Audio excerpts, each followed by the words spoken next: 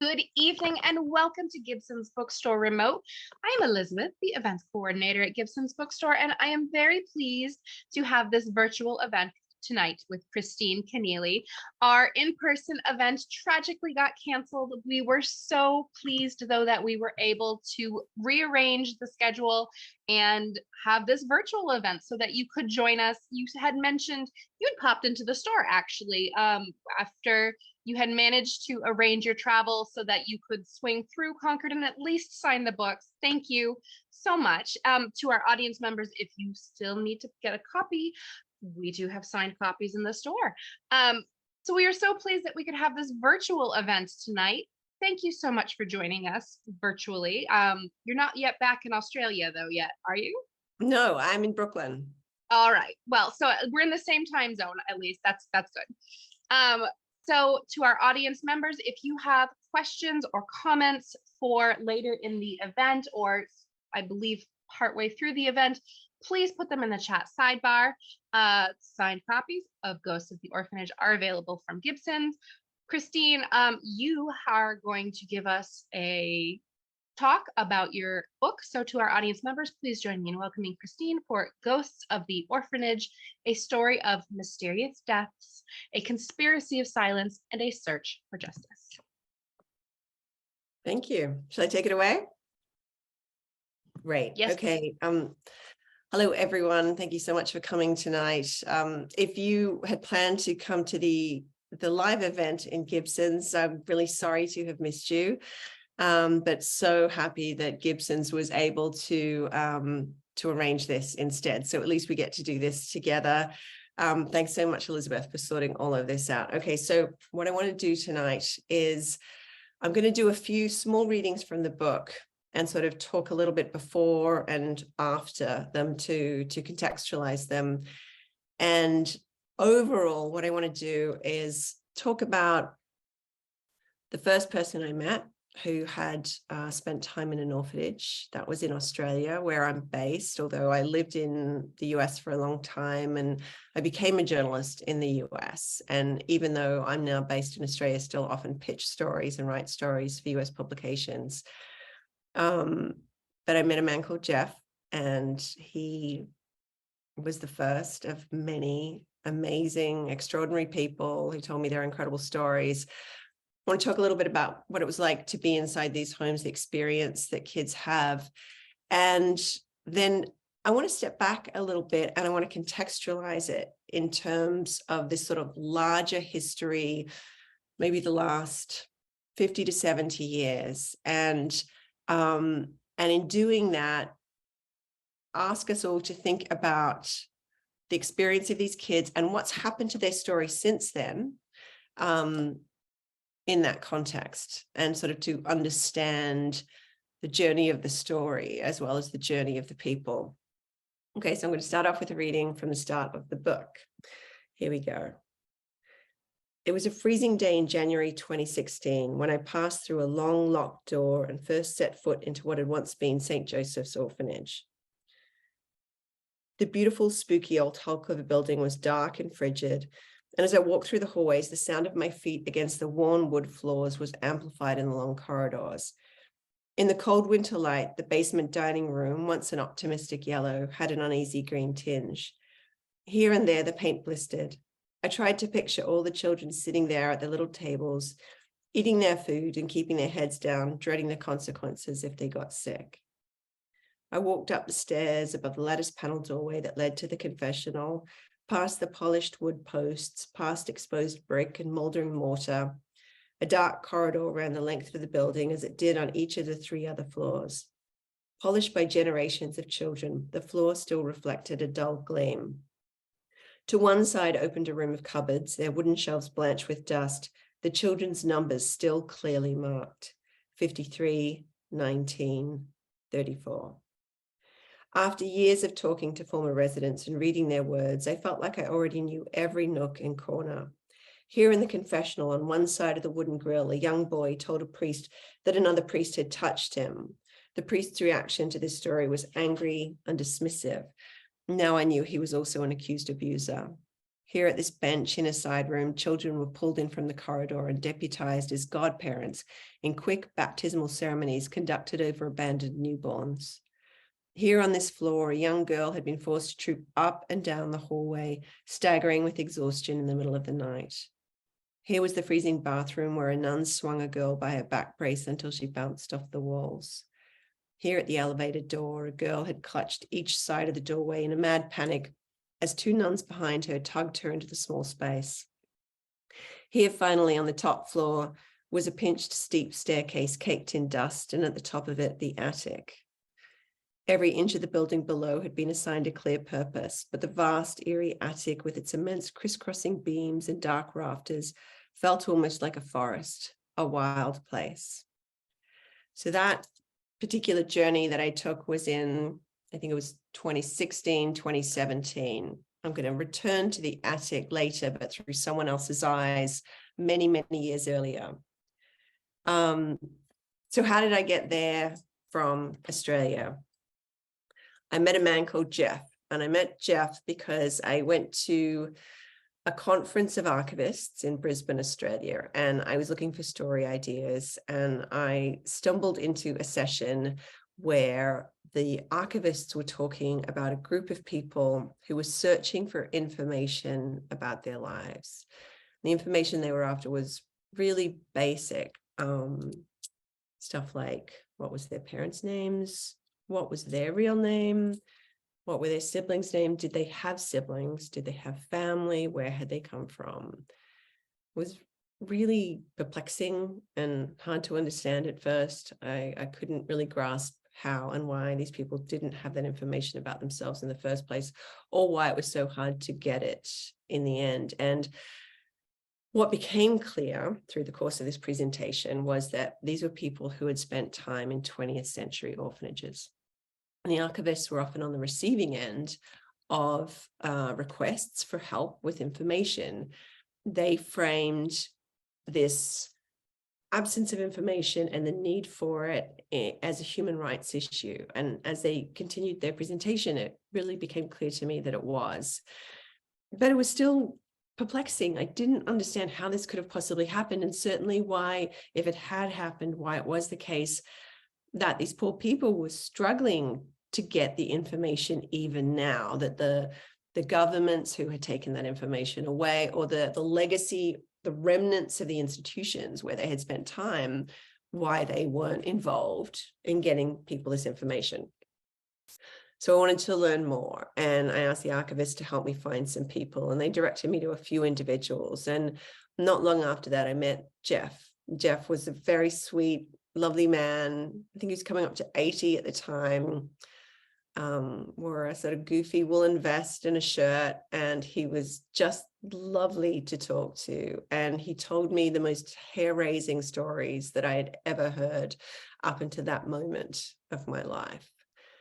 So Jeff, sitting there at this kitchen table with a cup of tea, talked about a place called Royalston, where he had experienced abuse that was physical, abuse that was sexual, and a sort of combination psychological, emotional abuse that was just utterly terrifying and stayed with him to this day. He was locked in a cupboard under the stairs at Royalston. He spent days at a time there.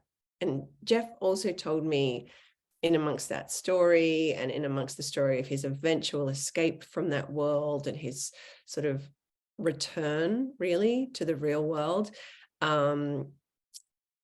about children that he'd been locked away in the cupboard with. And he believed that those children were dead and that they had been killed while he was there at the orphanage. At the time, it wasn't that I didn't believe Jeff, but that part of the story, I didn't know what to do with. I just didn't really know how to process it. And I just took it and I kind of put it aside without even realizing that I was doing that. We've all learned enough in the last 20 years to understand that that if someone's telling us a story about sexual abuse, physical abuse, we know now that that happens. We know now that that's possible. We know now that it's worth considering. And when someone is sort of very authentically sharing their story with you, it's not hard to believe. The death part, though, was very strange to me. So Jeff also told me about the day that he first told someone else that he'd been in the orphanage. It had been decades since he'd been there. He'd married, he had children, and he'd never told his wife, and he'd never told his children. The stigma of being in the orphanage was so profound and so overwhelming and so almost pre-verbal that he didn't even really know that he wasn't telling the story. He just wasn't telling the story. But one day he was reading the newspaper, there was an ad in the classifieds, and it said something along the lines of, "Did you spend time in an institution as a child? Please come and talk to us." He answered the ad. He met a woman called Leonie Sheedy. She was one of the co-founders of an activist organization in Australia. She'd spent time in an orphanage herself. And he told her his story. And she said to him, "It wasn't just you. You are not alone. This happened to a lot of people." And that information and the truth and authenticity of that message was so profound for Jeff that when he told me about it, then many years later, it was just the most extraordinary thing to hear. I felt the joy and the liberation that he communicated to me, that he said he'd experienced at the time. So through Jeff and Leonie Sheedy and then others, I met more people who spent time in institutions, they introduced me to others, they introduced me to yet more people. And this picture began to form of what life was like in these places. And to be sure, kids will be kids, even in the darkest places. They will find joy, they will find happiness. It was really important for many survivors when they told me their story to make sure that I understood they had experienced happiness as well. So there were stories of sliding down banisters and being a little bit naughty, having some kind of triumph. That's really, really important. But as well as that, these institutions were places of extraordinary dehumanization. And I think of them sometimes in different ways. There are different metaphors, but they're like bubbles inside this democracy in which the rest of us live. But the rules that they ran on were completely totalitarian. These kids were in an alternate universe, essentially. And so these dehumanizing conditions included addressing children as a number, not by their name. And that was true not just for kids in Australia, but when I eventually started talking to people in the United States, for them as well. Same story. There were so many rules that were truly impossible to actually get right. And yet there was punishment when these kids couldn't actually do the thing that they were supposed to do. So this included things like having holes in your shoes, because the shoes were secondhand and they had holes when they were given to you. And yet on the Saturday morning, when kids were lined up for inspection and a hole was discovered in a shoe, the child was punished. In the United States, and this is true of other orphanages as well, in St. Joseph's in Burlington, Vermont, for a certain period, the kids had to sleep in a particular position in their bed. They had to put their hands together, put their head on their hands, lie on their beds, and they were supposed to stay in that position the whole night. That's obviously completely impossible. I've spoken to people, I've read transcriptions of individuals who described being woken in the middle of the night, being hit by a nun because they were, guess what? They'd moved out of position. So that degree of just impossible control was the very atmosphere that these kids lived in. And then inside this incredible dehumanization, there was incredible abuse, terrible abuse. So children were physically abused. Kids were thrown downstairs fairly regularly. They were assaulted physically. They were hit with implements. They sustained serious injuries. And often when they had injuries, they weren't treated properly, of course. They were sexually abused, and the abuse was perpetrated by male clergy, by female clergy, and also by visitors to the orphanage as well. It's obvious that predators from the outside world, priests who didn't belong to the orphanage, understood that they could get away with things inside orphanages that they otherwise wouldn't have been able to. There was also emotional abuse, and another important message from some of the survivors, not all of them, of course, everyone is ultimately going to have a somewhat different experience, but many said to me that they'd experienced all the abuse, all the different kinds of abuse, and for them, the emotional abuse was what stayed with them the longest and still hurt them very deeply. Being a little child, being so vulnerable and powerless in a place like that, and then being told by an authority figure that you are society's garbage, is just incredibly hurtful. It stayed with them for a very long time. So the more I heard these stories, the more I heard death stories as well. People, just as a matter of course, they weren't sort of trying to draw my attention to those stories in particular. They weren't calling them out or sort of saving them up or sharing them with me. They were just part of the fabric of what they'd experienced. And slowly it dawned on me that if I believed the stories of physical abuse, that it was simply illogical not to consider the possibility that these death stories were just quite literally true as well. You can't throw kids down the stairs again and again and again and not eventually hurt someone even more than you have intended. So there I was, confronted with all of these terrible stories and this sort of also growing sense of horror and outrage that the stories hadn't been properly told, that these people had not been heard and that they weren't believed. And so I pitched the story at that point to BuzzFeed News in the United States, and I started looking for the stories here as well. And now I want to step back. That's just part of the beginning of the journey. I just wanted to give you a taste of that journey. And what I'd like to do now is step back and talk about this world that I've just described being inside of, sort of it in the context of a larger history. And so what I want to talk about is, first of all, Vatican II. It happened in the 1960s. It involved this sort of huge series of meetings and conferences between higher ups in the church. And it was fundamentally a way for the Catholic Church to grapple with the fact that they were increasingly more and more out of step with the outside world. There were enormous changes happening in the Western world, in culture.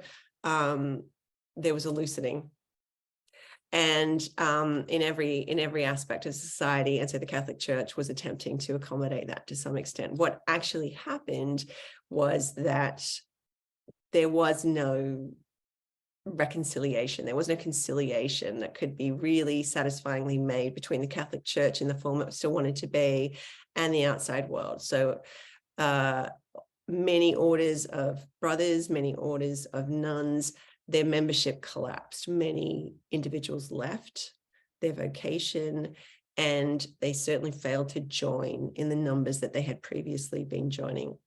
So these institutions, which were these sort of tight, dark nodes in this incredibly powerful network, they sort of represented some of the most closed off spaces in the Catholic Church. They finally, just a little bit of sunlight began to enter, and the control of the individuals who ran these places faltered just a little, not even a lot at that point. But I think that is the moment when the decline essentially began. So that was the 1960s. Many of the institutions closed in the 1970s. In 2002, the Boston Globe published the results of their Spotlight investigation. They very compellingly demonstrated that parish priests in that archdiocese had been sexually abusing young children in parishes, and that the hierarchy of the church had been covering that up as well. That was an incredibly powerful moment in the history of the church and in the history of society. And many people have been trying to tell their story before that point, but it was in 2002 when it finally happened. This sort of huge historic hinge turned, And we're still seeing the results of that moment today. It's still playing out across the world. Just recently in Europe, in France, in Spain, in Portugal, there have been significant government inquiries that have come to very similar conclusions. So in between this explosion of 2002, the beginning of the loosening in the 1960s, we had the 1990s. And in the 1990s, there were many people across the United States, in Australia, in the UK, in other countries, finally, just individuals who came forward having spent time in an orphanage. People started to try to tell their story. So these were people who'd been in an orphanage 20, 30, 40 years before. And it was the case that there's this sort of combination of individuals finally building enough resources to try to actually tell their story in a wider way, to potentially get justice for themselves, and the culture at large finally being willing to at least consider. It was not a fully successful conversation in many ways, which I'll describe in a minute, but it was clearly the case that it seemed worth trying.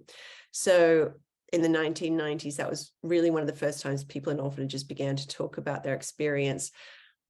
Elsewhere in the world, there were government inquiries, or sort of that conversation, which went on for quite a number of years at that point, began to build, and there were government inquiries. So in Australia in the early 2000s, there was a federal government inquiry that interviewed many individuals who'd spent time in orphanages, validated their stories, officially wrote the stories down, validated, put them side by side in a way that it became quite obvious that these stories all corroborated one another, not just often in sort of specifics and pattern, but in kind as well. The sort of the very atmosphere of these places was sort of replicated over and over and over.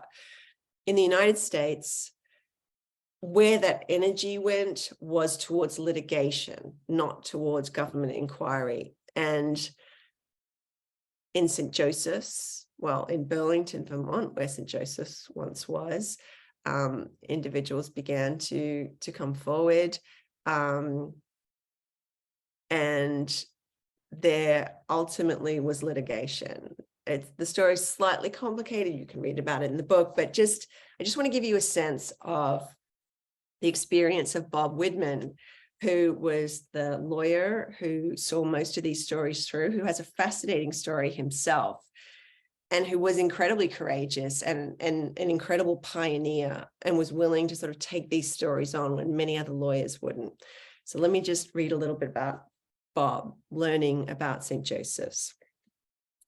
Several former residents explained to Widman that in the earliest days of the orphanage, it had housed the aged as well as the young.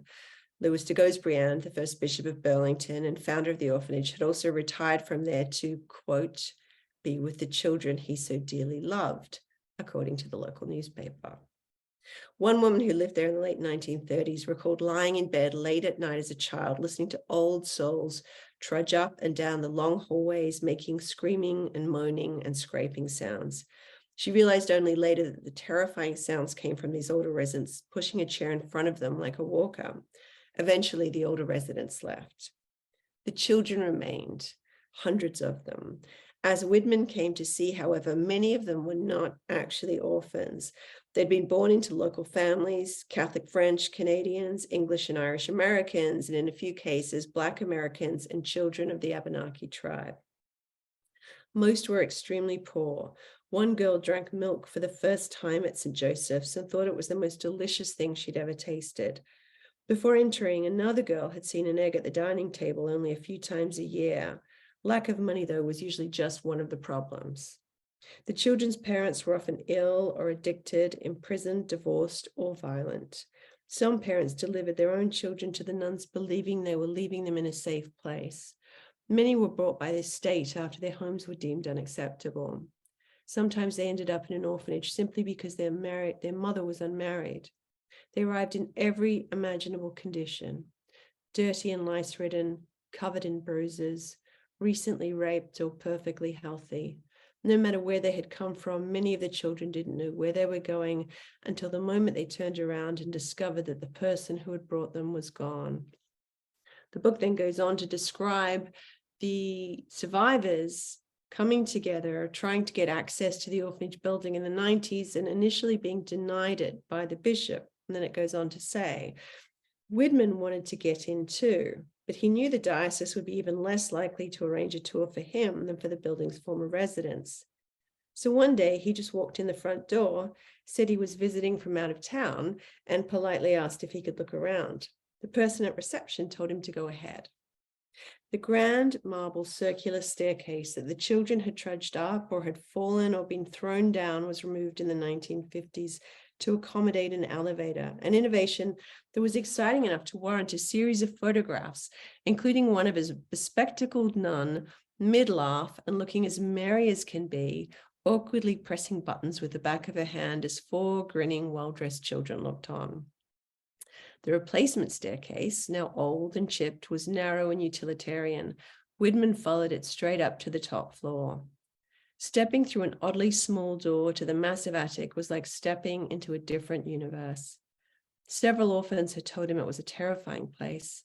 Sally had described an electric chair or something that looked just like one. Sister James Mary used to strap her into it for hours, taunting her that she would fry. Even for an adult, the shadowy chamber was immense and disorienting. Widman gazed at the rafters and the loft and the door that concealed the spiral staircase to the cupola.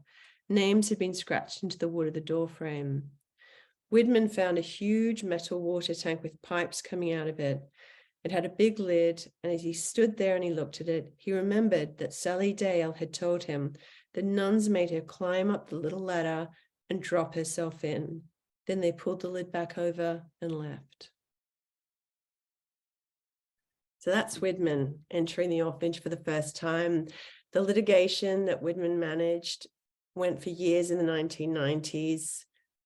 It cost the individuals who participated in it enormously. They were still, many of them still carried immense trauma from what had happened to them, from the fact that they'd never been given support or validation for any of that. Yet they still tried to come out and tell the story, and they had to tell the stories again to hostile lawyers, and then they were ultimately shut down. The judge, or there were two different kinds of judges, they ruled many of the cases out based on the statute of limitations, so they just dismissed them entirely. Others were, other individuals were offered very small settlements. And by that point, after so many years of trying to get somewhere and not, it made sense for many of them just to take the settlements. So in some ways it failed. The attempt failed, but in other ways it created an enormous wealth of documentation for the story, for history, and for all of us now. So even though it cost people so much and it hurt them deeply to participate in this awful process, what came out of it has created a legacy for all of American history. So at the time, there was some fantastic local journalism. Local journalism was just at its absolute height in the 1990s. Experienced journalists like Sam Hemingway in Burlington wrote stories about the orphans. He interviewed them, he sought out their stories. And so he created an incredible documentation in that way. The individuals made statements in the litigation. They gave depositions. Some of them were on videotape. I have seen them. Many of them were transcribed. A lot of that documentation has since been scattered, shattered, and lost, and yet enough remained to piece together many of the stories. Their names were also recorded as well. What that meant was when I came along in 2014 and started looking for survivors from St. Joseph's, I actually had some names to go on, and I was able to initially begin to find people. The Catholic diocese was forced to release documentation in the process of discovery in the litigation. At the time, the documentation they released was particularly unhelpful. But if you read the book, you'll find that that's actually really important for the historic story as well. many years later, they were forced yet again to release certain documentation. The documentation they released then was very different to what had been released in the 90s, and certainly underscores how profoundly dishonest their engagement was at that point. The Sisters of Providence had to release documentation as well, and that's been a really fascinating part of this whole story. And I don't think we would have insight into that now if the survivors hadn't done what they'd done in the 1990s and engaged in litigation and forced that release. Some of that documentation includes notes about teaching, notes about how to look after children. There's a lot of very elevated, noble religious language. Certainly the rhetoric of how to do things right was very beautiful. But at the same time, there is really interesting language about how silence is a virtue for sisters. That note is repeated more than anything else I could find. This constant reminder that sisters must be silent, and sisters must be silent, especially in regard to priests that come and go in the house. Looking back historically, knowing what we know now, it's really hard not to see that as a rule for collusion rather than for spiritual values. So thanks to all those survivors, the story has not been lost. If they hadn't come forward, if this documentation hadn't been assembled, I don't know that it would be possible to recover this very important part of American history that in fact impacted many, many individuals. Like at least 5 million across the 20th century kids spent some time in one of these orphanages. I'm going to wrap up semi-quickly now. I know I've been sprawling here and there, but I just want to give you a taste of the shape of the story. I wanted to give you a sense of the larger history that's such an important part of it. And now I just want to describe briefly what's been happening since. So in 2018, BuzzFeed News published my article about the orphanages. And once again, many of the survivors came together. The State Attorney General of Vermont launched a criminal investigation and also a restorative justice process. The criminal investigation was not cooperated with by the Sisters of Providence. They refused to actually engage. Well, perhaps it's not accurate to say they refused, they simply did not respond. But it produced a report that is really important because much like the other government inquiries, that report validates the stories of the individuals. And it was a way for the state to say to people who've been in orphanages, we hear you. We think your story is important and we should have listened to you a long time ago. The restorative justice process has been quite extraordinary to witness. The survivors of St. Joseph's of Burlington have contributed to the repeal of the statute of limitations on sexual abuse with civil litigation for children. They are solely responsible for the repeal of the statute of limitations on physical abuse of children for civil litigation. These acts demonstrate just how profoundly the survivors don't just care about their story being told and care about their story being heard. They care about children going forward. They care about children right now, and they care about children going forward. They don't want this to happen again. The survivors of St. Joseph's have also put together, they're currently working with the Parks Department to create a memorial that will, it will be a memorial garden on the lakes of, on the shore of Lake Champlain.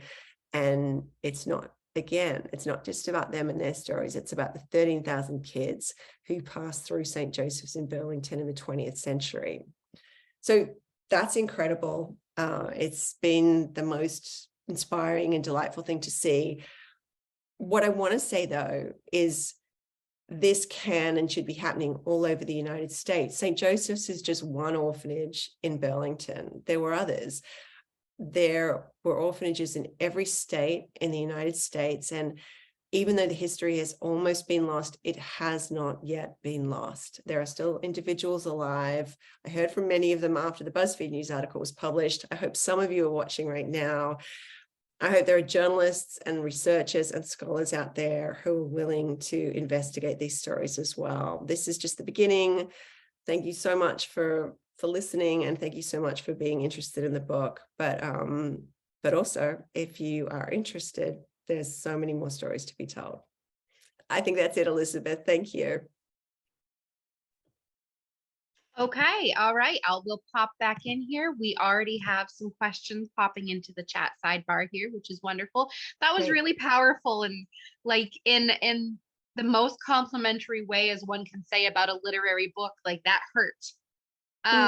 You know, like that was powerful. Like this is the story that needs to be told, and it's hard. Like you want to shy away, but you have to sometimes hear these stories. I have children, and I'm going to get upset thinking about, you know, just any child going through it, those things. One of the questions I have is, there was a lot of active abuse, and I wonder if there are any parallels to the negligence in Romania with like attachment theory, the things that we were finding when children in Romania in the packed orphanages were getting no emotional attachment to their carers. And I remember earlier in your presentation, you mentioned how some of these children said the emotional abuse was the hardest for some of them to bear. There are obviously, did any of them bring up lasting effects, which of course there would be in general, but about being unable to form a positive attachment with a caregiver or an authority figure? I mean, how have these impacted some of these now grown children's lives? Yeah, so the impacts are powerful and long-lasting and diffuse. I didn't discuss attachment as a specific subject with anyone, but the Romanian story that you're talking about is really important. It's specific to babies who were left alone in these sort of beds for, you know, with no real human contact at all. There were nurseries in many of these orphanages. I don't think the babies who were in the nurseries got a lot of attention as well, although for kids at St. Joseph's, often the older girls were drafted in to look after kids in the nurseries. And that, speaking of the joy and the pleasures that children will create for themselves, that's one of the fonder memories for many of these young girls who spent time helping out with babies and just loving those little babies and wanting to give them love. And I've also spoken to people who were themselves, who only spent maybe 6 months there, but were babies in that orphanage. And some of these people, some of these individuals, I spoke to a lovely woman recently. She contacted the survivors group, and these were mostly individuals who'd spent years there. And she said, look, you know, I was just there for a few months. I was a baby in the nursery. You know, you probably don't feel like I'm part of your group. I'm not quoting her exactly, so forgive me if you're watching, but you know, but the message was basically, you know, I don't want to sort of insert myself. And she told me that they welcomed her and said, you were the baby that we looked after. So that was very special to hear about. That was really lovely. I noticed too in that question about comparisons, someone asked if there are comparison to orphanages under other religions or other customs. Yes, absolutely. I focused on the Catholic Church. That was partly because they did run, I believe, most of the orphanages, but perhaps the majority, but by no means all. I was also able to get hold of those records. But it's really important just to keep in mind too that I've certainly spoken to individuals who were in orphanages run by different religions. Many of them experienced abuse as well. There are Royalston, Jeff, who I mentioned at the start, was in a place called Royalston. That was entirely state run. There was no religion attached to it at all. So I think even though a religion and the way it conducts itself and the way it protects itself certainly flavors and amplifies and powers these terrible regimes, these terrible petty regimes, it's not specific to religion, it's specific to an institution. And there is, I believe, also evidence showing that persons who are seeking to find someone to abuse are often drawn to positions and institutions where they will have easy access to such victims, regardless of particular religion or particular affiliation. People who want to find a victim are drawn to those positions. So it transcends, sadly, many institutions. We have a question from Janine. How many of these survivors did you have a chance to speak with? And another question that ties into that, were there people who really did not want to be interviewed and just did not want to dredge it back up? Yeah, dozens and dozens. I probably spoke ultimately to more than 100 altogether. It's hard to sort of put my finger on it.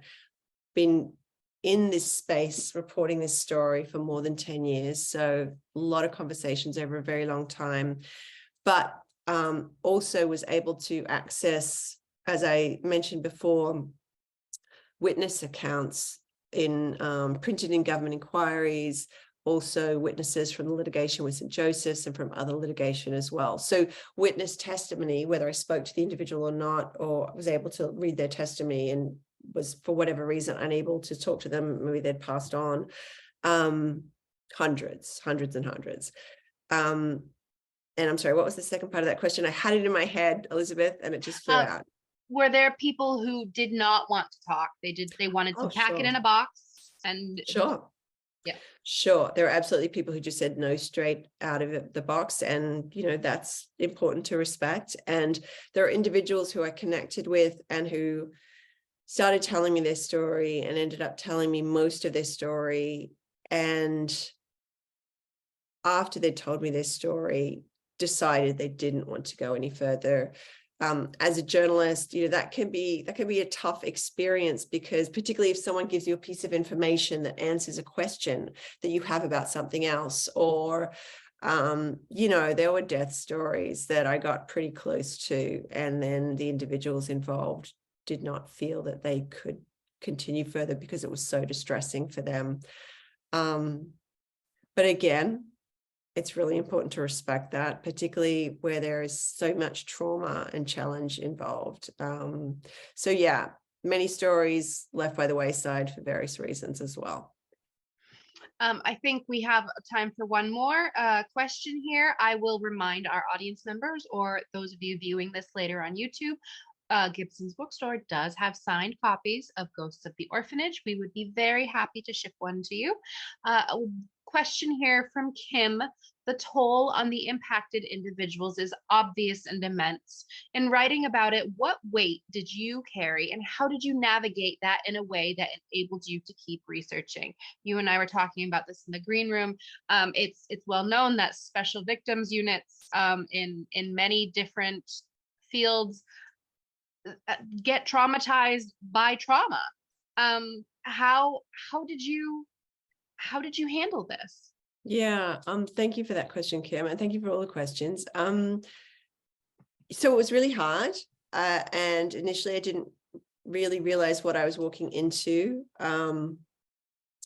and certainly initially, you know, realized just the very simplest way, one day I needed to get up from my desk and just walk away from the stories, because there were so many of them. There was such powerlessness in them, and it was hard to process it all and hard to accept it all. And you know, it was the case that unlike any other story I'd written before, it wasn't something I could share with friends.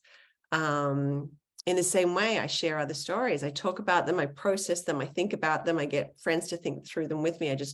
It wasn't possible to share all of that information because no one wanted to hear the entirety of it. It would have been very upsetting for them. You know, I came up with different strategies. I just spoke to psychologists at different points. That was really helpful to me. And I actually made a commitment early on to work out as much as I possibly could. I felt like my mind had become a fairly dark place and I wanted to take breaks from it. And the easiest way to do that was to sort of make myself, you know, lift weights or run or do whatever I needed to do. And that actually was incredibly helpful and gave me the feeling that I could endure as well. I sort of felt like I was building endurance as well as finding a way to tolerate what was happening in the moment too. It looks like we had one more question sneak in under the wire here. Cindy says, This is a positive question. Did you hear stories of persons who searched for members of their first family and were able to reconnect with their roots? Yes, quite a few. Sometimes that worked out well, and sometimes it did not.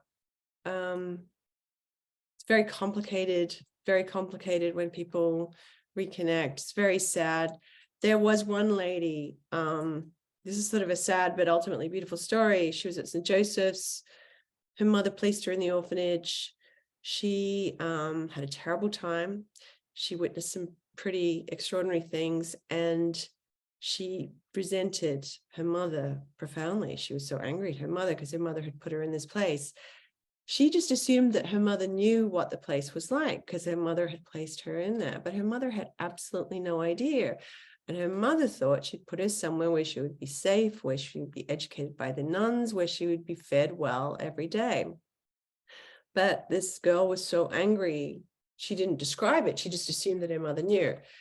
Many, many, many years later, not long before her mother died, she told her mother what had happened. It was obviously incredibly distressing for her mother.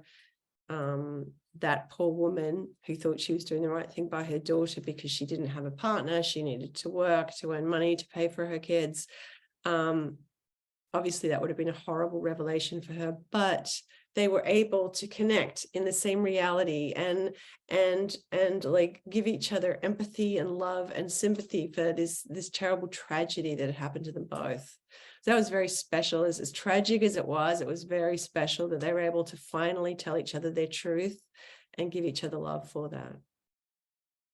That is a powerful story. Thank you very much, Chris, for joining us for this event. I'm glad that we were able to get this event in some format. Me To our too. audience members, thank you so much for joining us tonight. Chris, if you ever swing through New Hampshire, please do Yes, stop in again. I will. All right, so Ghosts of the Orphanage by Christine Kenneally is available at your local indie bookstore or Gibson's bookstore. Thank you so much, everybody. Have a wonderful evening. Thanks, everyone. Good night. Bye.